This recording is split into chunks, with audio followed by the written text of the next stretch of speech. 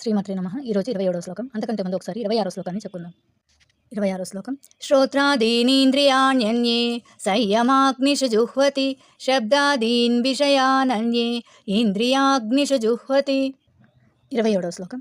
సర్వాణీంద్రియకర్మాణి ప్రాణకర్మాణి చాపరే ఆత్మసంయమయోగాగ్నౌ జుహ్వతి జ్ఞానదీపితే.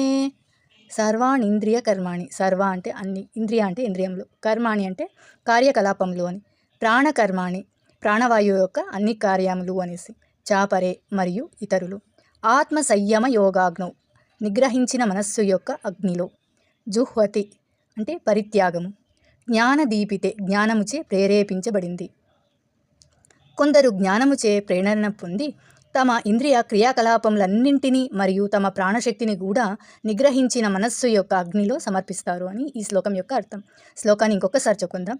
సర్వాణి ఇంద్రియ కర్మాణి ప్రాణకర్మాణి చాపరే ఆత్మ సంయమ యోగాగ్నౌ జుహ్వతి జ్ఞానదీపితే.